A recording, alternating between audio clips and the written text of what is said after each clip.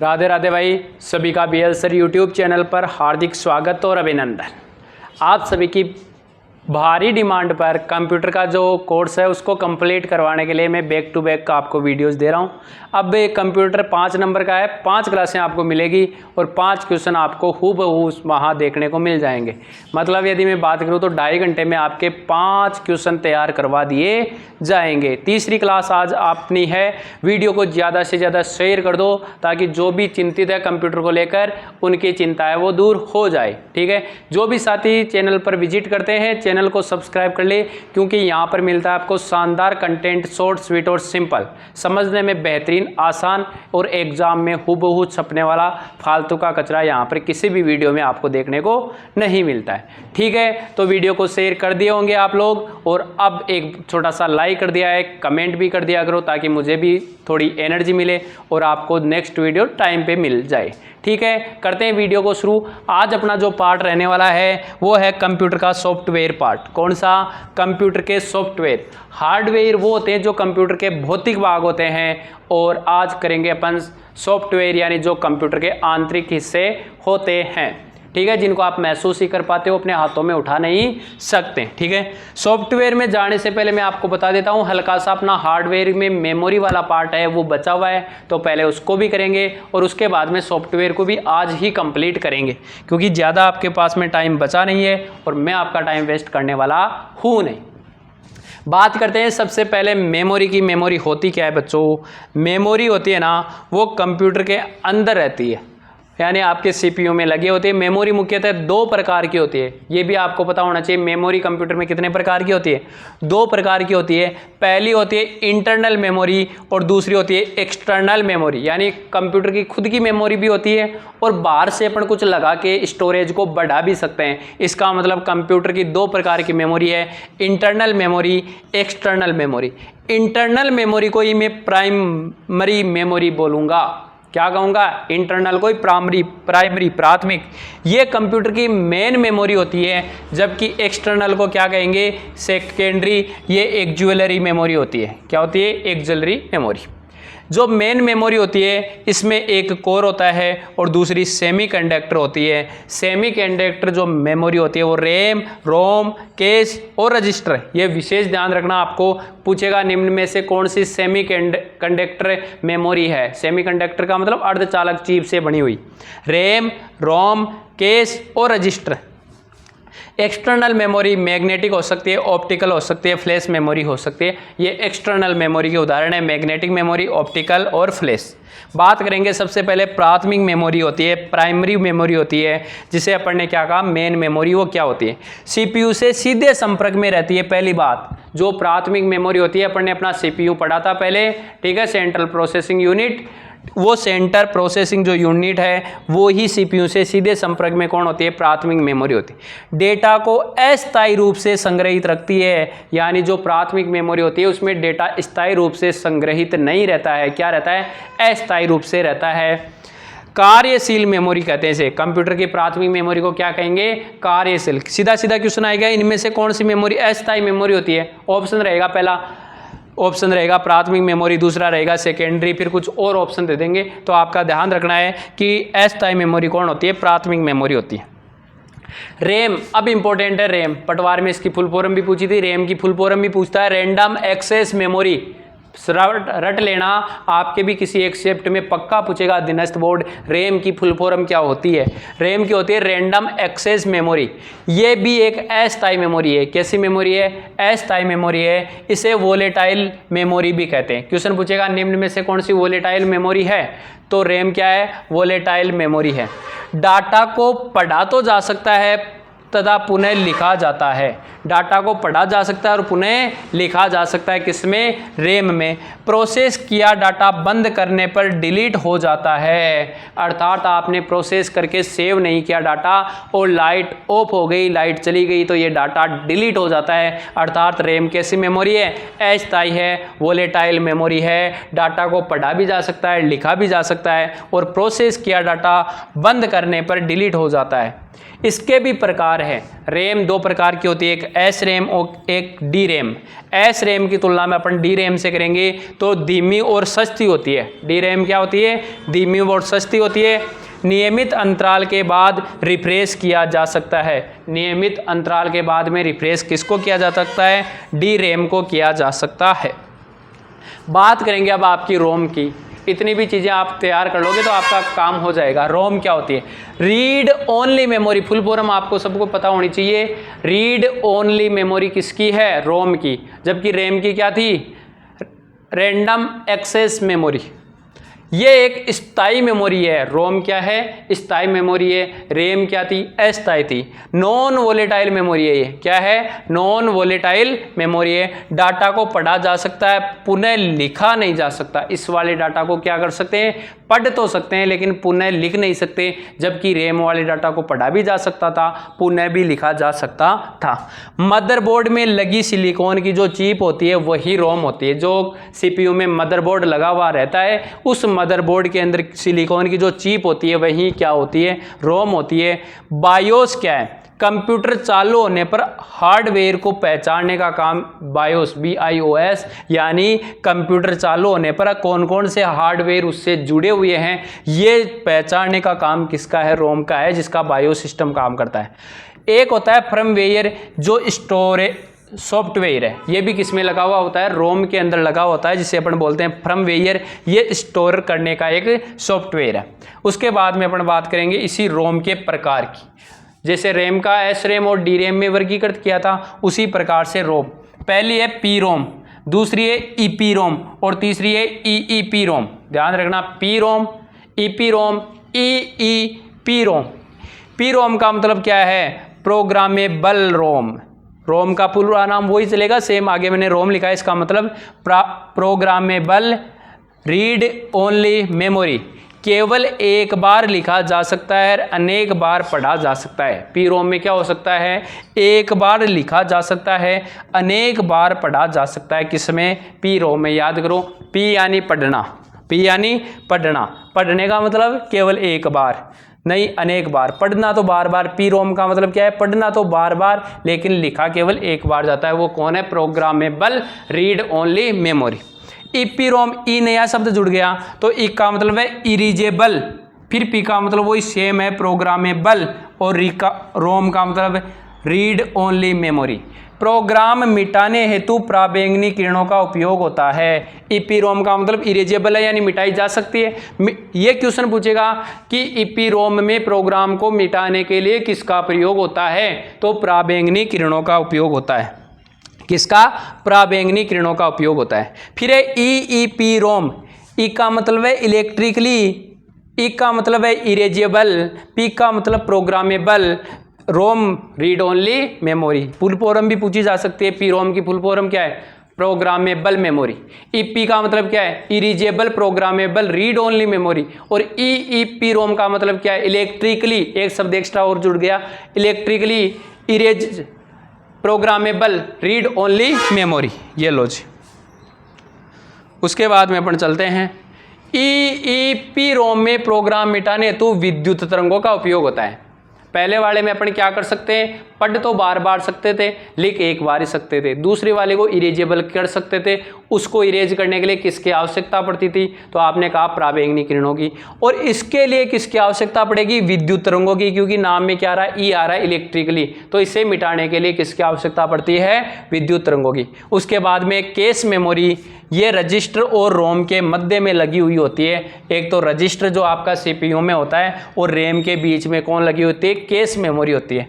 इनका गति का क्रम यानी सबसे फास्ट कौन होता है? सबसे फास्ट होता है रजिस्टर, उससे कम केस, उससे कम रैम, उससे कम SSD, उससे कम HDD। ये क्रम ध्यान रखना। और पटवार में इस SSD का पूरा नाम भी पूछा था तो इसका नाम होता है solid state drive. Solid state drive. वहाँ ऑप्शन अलग अलग लिखा हुआ था, सॉलिड था, सेमी था, अलग अलग क्या तो 4-5 नाम थे। तो सॉलिड स्टेट ड्राइव SSD, फिर HDD। सबसे ज़्यादा रजिस्टर, उससे कम केस, उससे कम रैम की गति, उससे कम SSD, सबसे कम HDD की गति सबसे कम होती। फिर है द्वितीय मेमोरी। ये एक स्थायी मेमोरी है।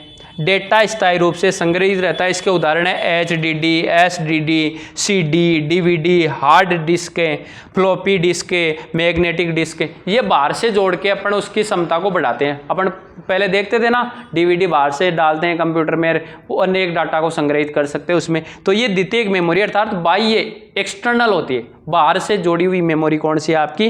द्वितीय मेमोरी। अब है मेमोरी की इकाइयाँ 100%। फोर्थ ग्रेड में इन इकाइयों से क्वेश्चन आएगा। अभी जो आपका पटवार हुआ था उसमें भी हर दोनों शिफ्टों में ये क्वेश्चन आया था। ये कि किसके बराबर क्या होता है? 4 बिट मिलने से एक निब्बल बनती है। पहले याद करो 4 बिट, ये चाहे और इतना कुछ याद हो कि नहीं हो, ये जरूर याद करना है कि 4 बिट बराबर एक निब्बल। जब आपको पता है कि यहाँ से क्वेश्चन आना है तो चीज़ों को याद करो भाई। 4 बिट बराबर एक निब्बल और 8 बिट बराबर 1 बाइट। 8 बिट बराबर क्या होती है? 1 बाइट। ये तो अलग चीज़ें हैं थोड़ी सी, अब भी याद करना है। 1024 बाइट बराबर होती है 1 किलो बाइट, यानी 1024 बाइट मिलके कितना हो जाता है? 1 किलो बाइट। 1024 KB यानी किलो बाइट मिलके हो जाती है 1 MB यानी 1 मेगाबाइट।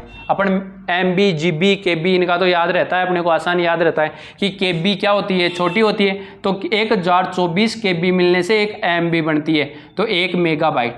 1024 MB मिलने से 1 GB मिल जाती है, यानी 1 गीगाबाइट। 1024 MB से क्या बनेगी? गीगाबाइट। 1024 गीगाबाइट से 1 टेराबाइट। यहाँ से क्वेश्चन आया था पटवार में। 1024 टेराबाइट बराबर क्या होता है? 1 पेटाबाइट होता है। 1024 पेटाबाइट बराबर 1 एक्साबाइट होता है। 1024 एक्साबाइट बराबर 1 जेटाबाइट होता है। 1024 जेटाबाइट बराबर 1 योटोबाइट होता है। 1024 योटोबाइट बराबर 1 ब्रोनाटाबाइट होता है। नीचे वाले 3 यदि आपको नहीं भी याद है ना तो कोई टेंशन लेने की आवश्यकता नहीं है, लेकिन आपको ये 2 याद हो जानी चाहिए। ये तो आपको पहले से भी याद है भाई। 1024 बाइट मिलके 1024 किलो बाइट। छोटी वैल्यू किलो होती है, KB होती है, KB के बाद में MB में जाती है, MB के बाद में GB में जाती है, यानी KB के बाद में आप क्या हो जाता है? MB हो जाती है, MB के बाद में GB हो जाती है। ये 3 चीज़ तो अपन सामान्य काम में लेते हैं दैनिक जीवन में, क्योंकि आप सभी नेट चलाते हो तो आप फोटोज़ को इधर का उधर भेजते हो, वीडियो को भेजते हो, तो आप कहते हो ये तो KB की है, फोटो आसानी से डाउनलोड हो जाती है। ये थोड़ी सी MB में बन गई और GB में आप शाम तक 2 GB डाटा खर्च कर देते हो। इसका मतलब KB के बाद में क्या बनेगी? MB के बाद में क्या बनेगी? आपकी GB के बाद में आपको याद रखना है TB के बाद में PT या PB मान लो, PT तो क्या PB। ये आपका क्या हो जाएगा? क्रम हो जाएगा, बढ़ता जाएगा। ध्यान रखना 1024 बाइट बराबर 1 किलो बाइट, KB बराबर MB, फिर MB से GB, फिर GB मिलकर TB भर के PB मिलके EB मिलके JB बराबर मिलके YB और YB बराबर के BB। लास्ट में BB पे अपना खेल खत्म। अपन नौकरी भी इसीलिए कर रहे हैं कि लास्ट में अपने को एक BB मिल ही जाए, ठीक है। अब बात करेंगे अपना जो हार्डवेयर है वो कंप्लीट है। अब देखते हैं अपन सॉफ्टवेयर वाले पार्ट को। सॉफ्टवेयर मुख्यतः 2 प्रकार के होते हैं। एक होता है वो सिस्टम सॉफ्टवेयर होता है और एक होता है एप्लीकेशन सॉफ्टवेयर होता है।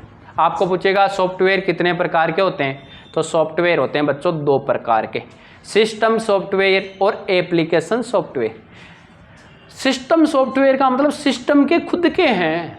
किसके हैं? सिस्टम के खुद के हैं। और आपका एप्लीकेशन सॉफ्टवेयर है वो एप्लीकेशन बनाया हुआ है। सिस्टम सॉफ्टवेयर कंप्यूटर के हार्डवेयर से संबंध होता है इनका। किनसे होता है? कंप्यूटर के हार्डवेयर से। कंप्यूटर को चलाने व कार्य प्रणाली को नियंत्रित करते हैं, यानी इनके बिना कंप्यूटर चल नहीं सकता। तो चलाने और कार्य को नियंत्रित करने का काम किसका है? सिस्टम सॉफ्टवेयर का है। सिस्टम बैठाना पड़ता है भाई, बैठाने का मतलब है काम को चलाना है। तो चलाने के लिए जो सॉफ्टवेयर काम में होते हैं वो सिस्टम सॉफ्टवेयर होते हैं। निम्न प्रोग्राम इसमें शामिल होता है। पहला है ऑपरेटिंग सिस्टम, जिसको आप बोलते हो ना OS, ऑपरेटिंग सिस्टम। इसके कौन उदाहरण है? मैक और यूनिक्स है। मैक और यूनिक्स इसके क्या है? उदाहरण है। क्वेश्चन पूछेगा ऑपरेटिंग सिस्टम का उदाहरण कौन सा है, तो मैक और यूनिक्स। या पूछेगा मैक क्या है, तो एक ऑपरेटिंग सिस्टम है मैक। इसमें भी दो है, एक होते हैं सिंगल यूजर ऑपरेटिंग सिस्टम और दूसरे होते हैं multi user operating system. Single user operating system होता है वो MS DOS होता है और विंडोज़ होते हैं। जो आपके विंडोज़ होता है ना वो क्या होते हैं, सिंगल यूजर ऑपरेटिंग सिस्टम होता है। MS DOS इसका उदाहरण है और विंडोज़ है। मल्टी यूजर ऑपरेटिंग सिस्टम है, इसका उदाहरण है लिनक्स। कौन है, लिनक्स है। ये शायद पटवार में पूछा था भाई। और कुछ होते हैं मोबाइल ऑपरेटिंग सिस्टम, जैसे एंड्रॉयड मोबाइल है, विंडोज़ है, iOS है। ये तो आप सभी जानते हो, एंड्रॉयड तो मोबाइल ही होता है, तो एक मोबाइल के ऑपरेटिंग सिस्टम है एंड्रॉयड, विंडोज़ और iOS। फिर इसका सेकंड पार्ट है भाषा संसाधक, यानी भाषा को, लैंग्वेज को किस प्रकार से वो काम में लेते हैं। इसमें एक लगा हुआ आता है कंपाइलर, एक होता है इंटरप्रीटर और एक होता है असेंबलर। भाषा संसाधक कंप्यूटर के तीन होते हैं, कंपाइलर, इंटरप्रीटर और असेंबलर। कंपाइलर का क्या काम करता है, उच्च स्तरीय भाषा को मशीनी भाषा में बदलने का काम। उच्च स्तरीय जो भाषा है उसको मशीनी भाषा में कन्वर्ट करने का काम किसका है, कंपाइलर का, यानी कंपाइल करने का काम। कंपाइल, ये क्वेश्चन सीधा सीधा पूछेगा, उच्च स्तरीय भाषा को निम्न स्तरीय भाषा में बदलने का काम कौन करता है, तो निम्न का तो नीचे आएगा, ये एक मशीनी भाषा है, निम्न भाषा। उसके बाद में इंटरप्रीटर, उच्च स्तरीय भाषा को पंक्ति दर पंक्ति मशीनी भाषा में बदलने का काम है इंटरप्रीटर। और असेंबलर होता है, ये असेंबली भाषा को मशीनी भाषा में बदलता है। उच्च भाषा को मशीनी भाषा में, तो आपका आंसर हो जाएगा कंपाइलर। और उच्च भाषा थी आपकी लेकिन पंक्ति तर बदलना है, तो आंसर हो जाएगा इंटरप्रीटर। और असेंबली भाषा को आपको, यदि आपको मशीनी भाषा में बदलना है तो असेंबलर। फिर होते हैं यूटिलिटी प्रोग्राम, और प्रोग्रामिंग की कुछ भाषाएं भी होती हैं, जैसे C++, जावा। अब है अपने पास में दूसरे वाले, वो तो सिस्टम सॉफ्टवेयर थे, सिस्टम के खुद के थे। अब है एप्लीकेशन सॉफ्टवेयर, इन्हें एंड यूजर सॉफ्टवेयर भी कहते हैं, एंड यूजर सॉफ्टवेयर भी कहते हैं। एप्लीकेशन सॉफ्टवेयर और उसका कौन सा एग्जाम्पल है, वर्ड प्रोसेसिंग सॉफ्टवेयर। सीधा सीधा क्वेश्चन आएगा, निम्न में से कौन सा वर्ड प्रोसेसिंग सॉफ्टवेयर का उदाहरण है, तो MS वर्ड है, वर्ड पैड है, वर्ड परफेक्ट है। ये किसके उदाहरण है, वर्ड प्रोसेसिंग के। नाम में क्या आ रहा है, वर्ड को प्रोसेस करने वाले सॉफ्टवेयर, यानी जिन पे काम आप वर्ड पे कर सकते हो। वर्ड का मतलब होता है जैसे W द लिखा, A लिखा, एंड लिखा, तो इसके उदाहरण कौन हो सकते हैं, तो इनके उदाहरण है वर्ड प्रोसेसिंग का है, जिसमें MS वर्ड है, वर्ड पैड है और वर्ड परफेक्ट है। फिर है स्प्रेडशीट सॉफ्टवेयर, स्प्रेडशीट का उदाहरण है MS एक्सेल और लोटस। ये लोटस पहले आता था, इस लोटस के स्थान पर फिर क्या आने लग गई, एक्सेल आने लगी। लोटस 2, 3, 4 ही आए थे, उसके बाद में एक्सेल चालू हो गई। तो ये क्या है, स्प्रेडशीट सॉफ्टवेयर है, यानी आप इस पर शीट बना सकते हो। शीट का मतलब डाटा को एकत्रित कर सकते हो, किसी के रिजल्ट बना सकते हो, बहुत बड़ी सूचनाएं एकत्रित कर सकते हो, विश्वविद्यालय में रिकॉर्ड रख सकते हो, डेयरी का आपका पेमेंट बना सकते हो। ये सब स्प्रेडशीट सॉफ्टवेयर में होता है। फिर है डेटाबेस सॉफ्टवेयर, ये इसका उदाहरण है MS एक्सेस, जो अपने सिलेबस में है नहीं। मेलिंग सॉफ्टवेयर का उदाहरण है MS आउटलुक। ये पूछा हुआ है मेल क्या है, एग्जाम में पूछा था पिछली बार, मेल क्या है, तो MS आउटलुक है। फिर है वेब ब्राउजर सॉफ्टवेयर, ये सबसे इंपॉर्टेंट है, यहाँ से क्वेश्चन आएगा 4th ग्रेड में। वेब ब्राउजर के उदाहरण कौन कौन से, तो internet explorer, Google Chrome, opera, Mozilla Firefox, Netscape, safari, Microsoft Edge, ETC इस प्रकार के। क्वेश्चन आएगा कि निम्न में से कौन सा वेब ब्राउजर सॉफ्टवेयर है या नहीं है, इनका एक उदाहरण लोटस डालेगा यहाँ से, या फिर कोई और आउटलुक डाल देगा। तो इंटरनेट एक्सप्लोरर, गूगल क्रोम, जहाँ से अपन क्या कर सकते हैं, वेब ब्राउजरों को सर्च कर सकते हैं। गूगल क्रोम पे तो अपन बहुत बार काम में लेते हैं, तो ये तो याद रहता है। फिर ओपेरा है, मोजिला फायरफॉक्स है, नेटस्केप है, सफारी है, माइक्रोसॉफ्ट एज है। फिर है फाइल कंप्रेसर सॉफ्टवेयर, विनजिप है और विनरार है। कौन है, विनजिप और विनरार। ये विनजिप शायद पटवार में किस में पूछा था कि फाइल कंप्रेशन सॉफ्टवेयर कौन सा है, तो उसमें आंसर था विनजिप और विनरार। फिर आते हैं operating system. Operating system software, ये एक सिस्टम सॉफ्टवेयर। ऑपरेटिंग सिस्टम क्या है कि सिस्टम सॉफ्टवेयर है। ऑपरेटिंग सिस्टम एक यूजर एवं हार्डवेयर के मध्य यूजर इंटरफेस प्रदान करता है, यानी यूजर उपयोग करने वाला जो कंप्यूटर का उपयोग में लेता है वो, और कौन है उसके हार्डवेयर है, उसको क्या करता है यूजर इंटरफेस प्रदान करता है। यूजर इंटरफेस दो प्रकार का होता है, CLLI कैरेक्टर लाइन इंटरफेस, और एक होता है GUI ग्राफिकल यूजर इंटरफेस। इस GUI की फुल फॉर्म पूछी जाएगी आपको, GUI की फुल फॉर्म क्या होती है, ग्राफिकल यूजर इंटरफेस, ठीक है। उसके बाद में इस CLI के उदाहरण है MS DOC, PC DOC, Linux terminal और यूनिक्स, और GUI में MS Windows, macOS, Linux, Android, iOS, WinOS. Operating system के कुछ प्रकार पढ़ेंगे अपन, क्या पढ़ेंगे, ऑपरेटिंग सिस्टम के कुछ प्रकार और पढ़ेंगे भी। टाइप ऑफ ऑपरेटिंग सिस्टम दो प्रकार के, यूजर के आधार पर और प्रोसेस के आधार पर कौन कौन से होते हैं। यूजर के आधार पर कौन सा होता है और प्रोसेस के आधार पर कौन सा। यूजर के आधार पर single user operating system, multi user operating system और नेटवर्क ऑपरेटिंग सिस्टम। ये OS लिख रखा है ना, इसका मतलब है operating system. Single user, multi user, अकेला यूजर भी कर सकता है, दो मिलके भी कर सकते हैं, और नेटवर्क बहुत सारा बड़ा नेटवर्क भी बना सकते हैं।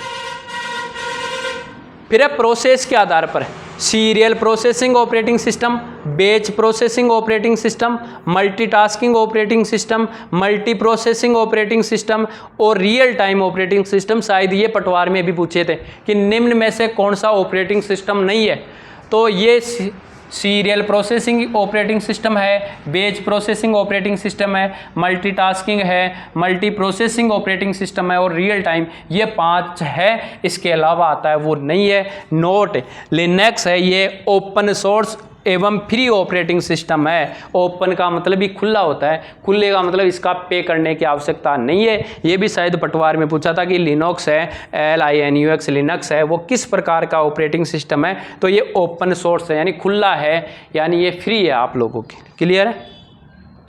उसके बाद में अपना file system, computer storage device पर फाइलों को व्यवस्थित करने का जो काम करता है, यानी कंप्यूटर के अंदर फाइलों को सुव्यवस्थित रूप से रखने के लिए जिस ऑपरेटिंग सिस्टम को अपन काम में लेते हैं वह होता है फाइल सिस्टम। क्लियर है। ये भी शायद पटवार में आई थी लाइन। फाइलों के क्या क्या प्रकार से होते हैं, यानी फाइलें किस रूप में सेव रह सकती है।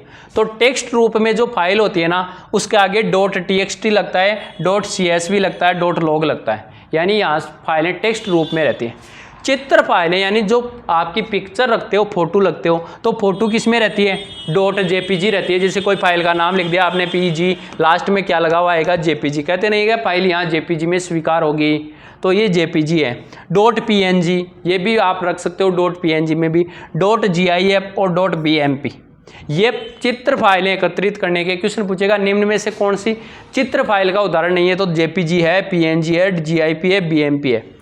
ऑडियो फाइलें, जैसे पहले आती थी ना ऑडियो गाने, तो वो .mp3 होते थे, अपन बोलते थे ना MP3 गाने, और MP4 होने का मतलब वीडियो हो रहा है, तो MP3 है, .wav है, .asc है। ये किसकी है, ऑडियो को फाइलों को सेव रखने के लिए। देखो नाम ही क्या है, फाइल बनाने का एक सिस्टम है जिसमें ऑडियो फाइलें आपको रखनी है, तो उसके आगे आपको .mp3 लगाना पड़ेगा। .wav .asc अपने आप भी लग जाता है, ऑटो होती है ये।